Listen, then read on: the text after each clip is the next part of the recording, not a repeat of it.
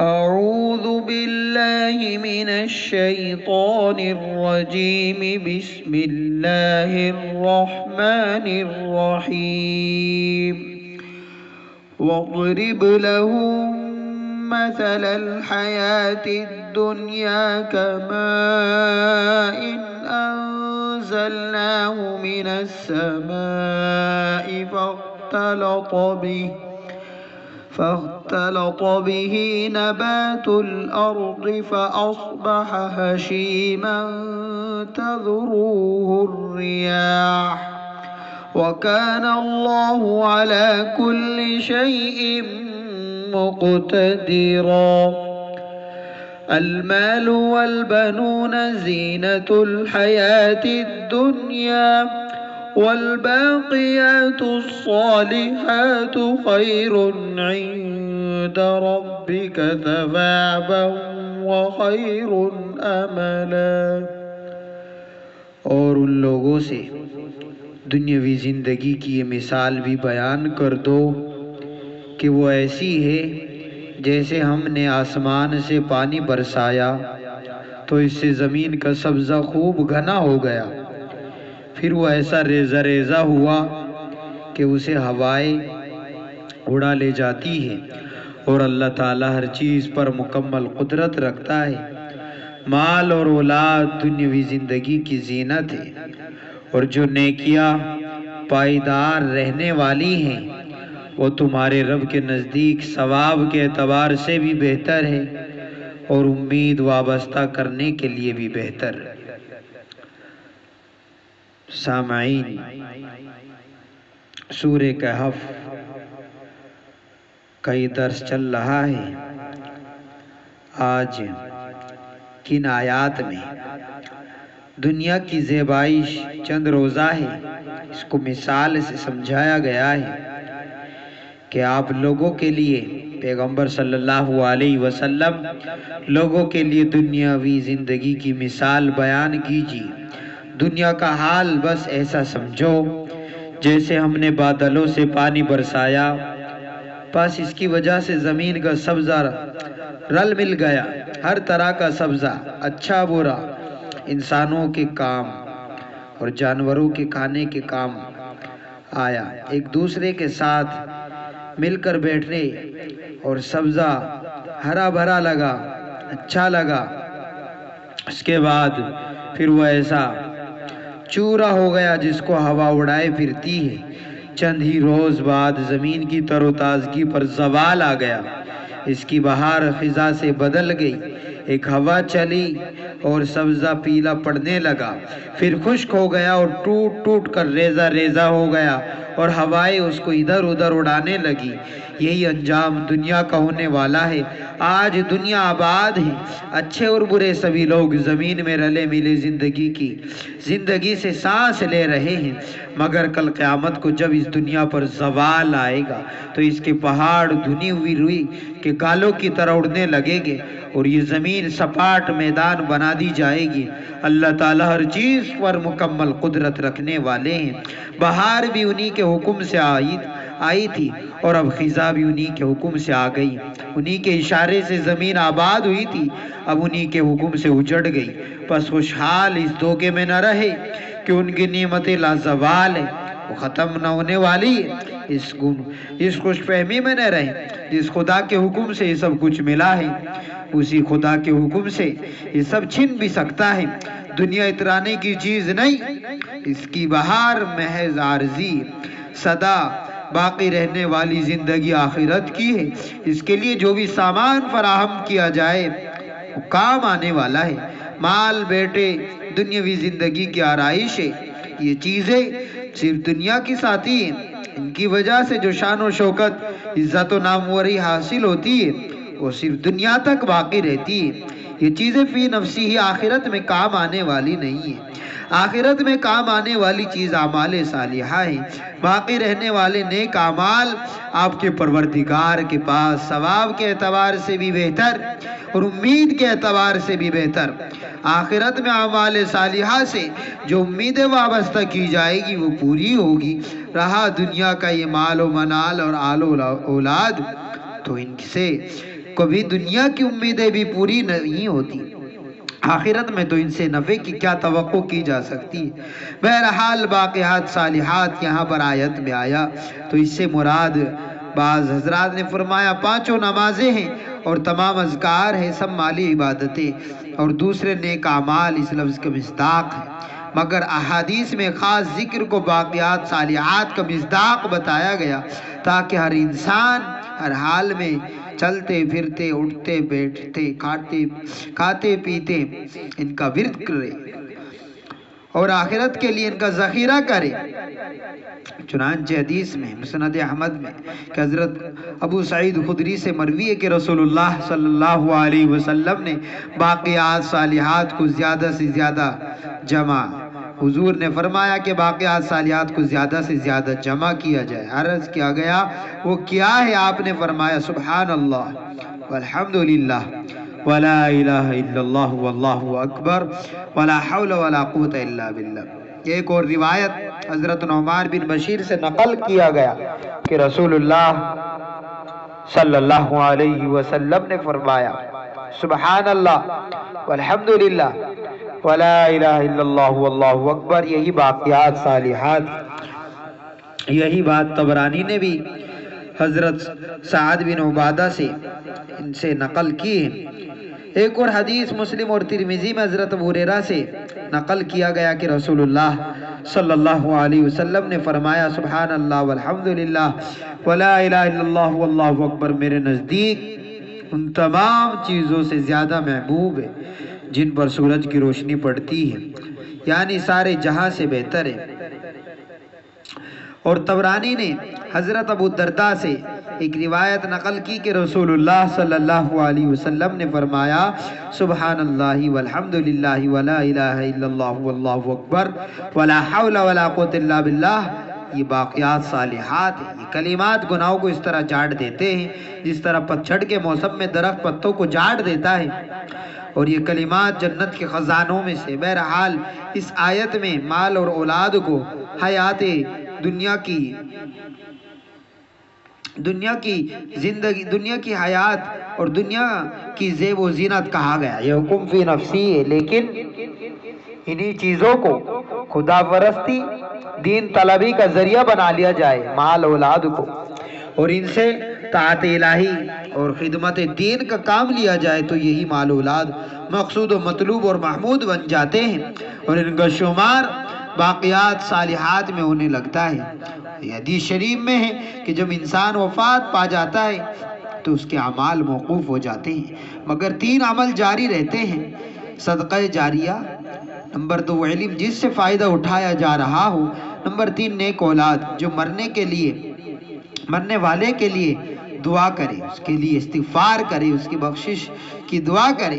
اور تفسیر قرطبی میں عبید بن عمیر کا یہ قول بھی نقل کیا گیا کہ باقیات صالحات سے نیک لڑکیاں مراد، وہ اپنے والدین کے لیے سب سے بڑا ذخیرہ اور دلیل میں حضرت عائشہ رضی اللہ عنہ کی یہ روایت پیش کی کہ رسول اللہ صلی اللہ علیہ وسلم نے فرمایا میں نے اپنی امت کے ایک آدمی کو دیکھا کہ جس کو جہنم میں لے جانے کا حکم دیا گیا، اس کی نیک لڑکیاں اس کو چمٹ گئی اور رونے لگی اور اللہ تعالیٰ سے فریاد کرنے لگی اللہ انہوں نے ہمیں دنیا میں ہم پر بڑا احسان کیا، ہماری پرورش میں بڑی محنت اٹھائی، اللہ نے اس پر رحم و کرم کی، بارش کی اور اللہ نے اس کو بخش دیا۔ میرا حال یہ ان آیات کا خلاصہ تھا۔ اب اگلی 1-2 اور آیت آپ کی سماعتوں کے حوالے اور یہ نشست ختم ہو جائے گی۔ وَيَوْمَ نُسَيِّرُ الْجِبَالَ وَتَرَى الْأَرْضَ بَارِزَةً وَحَشَرْنَاهُمْ فَلَمْ نُغَادِرْ مِنْهُمْ أَحَدًا وَعُرِضُوا عَلَى رَبِّكَ صَفًّا لَقَدْ جِئْتُمُونَا كَمَا خَلَقْنَاكُمْ أَوَّلَ مَرَّةٍ بَلْ زَعَمْتُمْ أَن لَّن نَّجْعَلَ لَكُم مَّوْعِدًا ووضع الكتاب فترى المجرمين مشفقين مما فيه ويقولون يا ويلتنا ما لهذا الكتاب لا يغادر صغيرة ولا كبيرة إلا أحصاها ووجدوا ما عملوا حاضرا ولا يظلم ربك أحدا۔ اور اس دن کا دھیان رکھو جس دن ہم پہاڑوں کو چلائیں گے اور تم زمین کو دیکھو گے کہ وہ کھلی پڑی ہے اور ہم ان سب کو گھیر کر اکٹھا کر دیں گے اور ان میں سے کسی ایک کو بھی نہیں چھوڑیں گے اور سب کو تمہارے رب کے سامنے سب باندھ کر پیش کیا جائے گا۔ آخر تم ہمارے پاس اسی طرح آ گئے جس طرح ہم نے تمہیں پہلی بار پیدا کیا تھا۔ اس کے برعکس تمہارا دعویٰ یہ تھا کہ ہم تمہارے لیے یہ مقرر وقت کبھی نہیں لائیں گے اور اعمال کی کتاب سامنے رکھ دی جائے گی، چنانچہ تم مجرموں کو دیکھو گے کہ وہ اس کے مندرجات سے خوف زدہ ہیں اور کہہ رہے ہیں کہ ہائے ہماری بربادی۔ یہ کیسی کتاب ہے جس نے ہمارا کوئی چھوٹا بڑا عمل ایسا نہیں چھوڑا جس کا پورا احاطہ نہ کر لیا ہو، اور وہ اپنا سارا کیا دھرا اپنے سامنے موجود پائیں گے، اور تمہارا پروردگار کسی پر کوئی ظلم نہیں کرے گا۔ ان آیات میں بتلایا گیا کہ یہ باغ و بہار زندگی اور یہ سبز و شاداب زمین کس طرح اجڑ جائے گی اور آخرت کس طرح قائم ہو جائے گی، اور آخرت کی گھڑی کفار کے لیے کس قدر حسرت بھری ہوگی۔ سنیے اور دل کے کانوں سے سنیے گا، اللہ ہی فرما رہے ہیں یاد کرو جس دن ہم پہاڑوں کو چلائیں گے اور بادلوں کی طرح وہ چل پڑیں گے۔ سورۃ النبأ آیت نمبر 20 میں بھی ہے کہ پہاڑ ریت کی طرح ہو جائیں گے، اور سورۃ الواقعہ میں ہے کہ پہاڑ بالکل ریزہ ریزہ ہو جائیں گے، پھر وہ پراگندہ غبار ہو جائیں گے اور آپ زمین کو کھلا میدان دیکھیں گے۔ اس دن پہاڑ، دریا، ٹیلے، عمارتیں، درخت سب ناپید ہو چکے ہوں گے اور زمین کے سب غبار مٹ چکے ہوں گے۔ سورہ طٰہٰ میں ہے لوگ آپ سے پہاڑوں کی نسبت پوچھتے ہیں، آپ بتا دیجئے کہ میرا پروردگار ان کو بالکل اڑا دے گا، پھر زمین کو ایک ہموار میدان بنا دے گا جس میں نہ تو آپ ہمواری دیکھیں گے اور نہ کوئی بلندی۔ اور حدیث میں ہے کہ قیامت کے دن تمام لوگوں کو سفید بھوری زمین پر جمع کیا جائے گا جو میدے کی روٹی کی طرح ہوگی، اس میں کسی بھی انسان کی کوئی علامات باقی نہ رہے گی۔ ہم انسانوں کو جمع کریں گے اور ان میں سے کسی کو بھی نہیں چھوڑیں گے۔ اس روز ایک شخص بھی خدائی عدالت سے غیر حاضر نہ رہ سکے گا۔ آدم علیہ السلام سے قیامت تک جو بھی انسان پیدا ہوا ہوگا دوبارہ پیدا کیا جائے گا، سب کو ایک ہی وقت میں ایک ہی جگہ پر جمع کیا جائے گا۔ وہ آپ کے پروردگار کے سامنے روبرو سب بستہ پیش کیے جائیں گے تاکہ کوئی کسی کی آڑ میں چھپ نہ سکے۔ اس صورت میں تمام اہل محشر ایک صف میں کھڑے کیے جائیں گے، اور صفن کے معنی یہاں پر وَعُرِضُوا عَلَىٰ رَبِّكَ صَفًّا کھڑے ہونے کی حالت میں بھی ہو سکتے ہیں کہ بارگاہ خداوندی میں سب لوگوں کی حاضری قیام کی حالت میں ہوگی، وہاں سب کو کھڑا رہنا ہوگا، کوئی بیٹھ نہ سکے گا۔ اور صفن کے معنی صف یصف صفوفاً کے معنی قطار در قطار کے بھی ہو سکتے ہیں۔ حدیث میں ہے جنت کی کل 120 صفیں ہوگی، جن میں سے 80 صفیں اس امت محمدیہ صلی اللہ علیہ وسلم کی ہوگی۔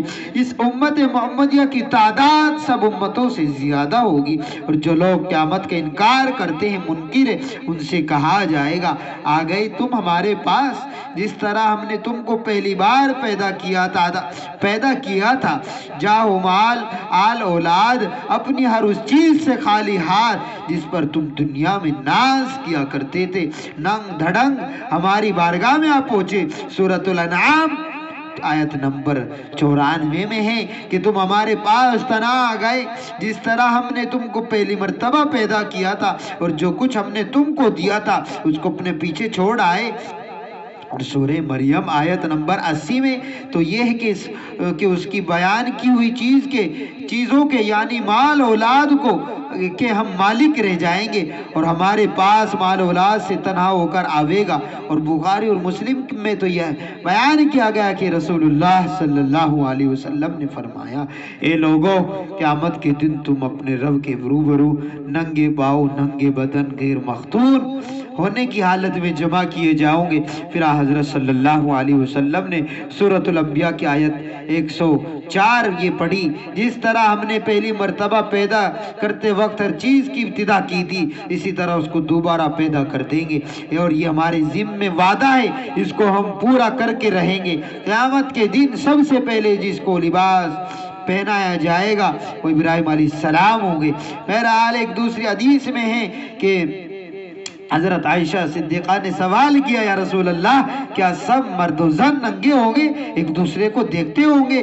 آپ نے فرمایا اس دن وہ معاملہ اس سے زیادہ سنگین ہوگا کہ کوئی کسی کو دیکھے۔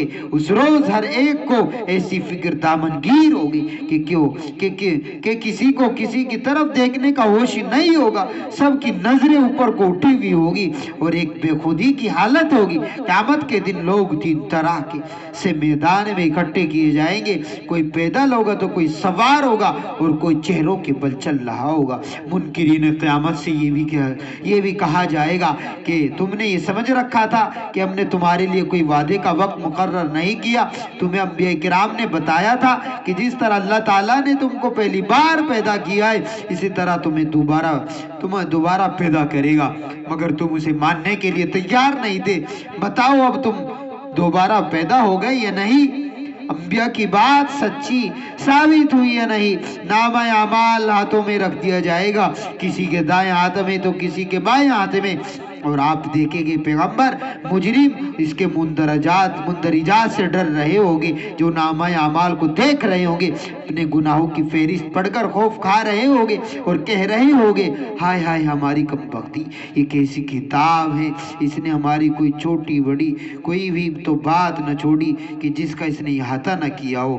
اس میں تو اس دن مجرم اپنی قسمت کو کوسیں گے، اپنے نصیب کو روئیں گے، حسرت و یاد سے کہیں گے یہ عجیب ریکارڈ ہے، اس نے تو ہمارے کرتوتوں میں سے ایک ذرہ بھی نہیں چھوڑا۔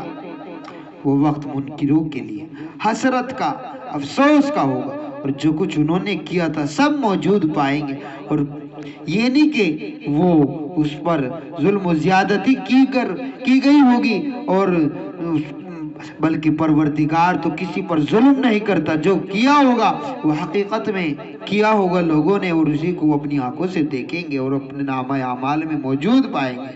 اس آیت سے معلوم ہوا کہ گناہ کبیرہ بھی ہوتے ہیں اور صغیرہ بھی۔ علماء کرام نے صغیرہ اور کبیرہ کی مختلف تعریفیں کی۔ امام رازی نے سلسلے میں ایک ضابطہ بھی لکھا کہ طاعات کی دو قسمیں، ایک امر الہی کی تعظیم کرنا، دوسرے خلق خدا پر شفقت کرنا۔ پس جو بات اللہ تعالیٰ کے معاملے میں جتنی زیادہ جہالت پر مبنی ہوگی اسی قدر وہ بڑا گناہ ہوگا۔ اسی طرح جو کام دوسروں کو جتنا زیادہ ضرر پہنچانے والے ہوگا اسی قدر وہ بڑا گناہ ہوگا۔ اللہ تبارک و تعالیٰ میں صغیرہ کبیرہ سب گناہوں سے بچائے۔ اللہ تبارک و تعالیٰ ہمارے فلسطینی بھائیوں کی مدد فرمائے، نصرت فرمائے، ان کو فتح عطا فرمائے ملک شام کی طرح۔ اللہ تبارک و تعالیٰ ہماری سب حاجات کو مرادوں کو قبول فرمائے، کام کاج میں، آل اولاد میں، گھر بار میں، مال و منال میں برکتوں کی فیصلے فرمائے۔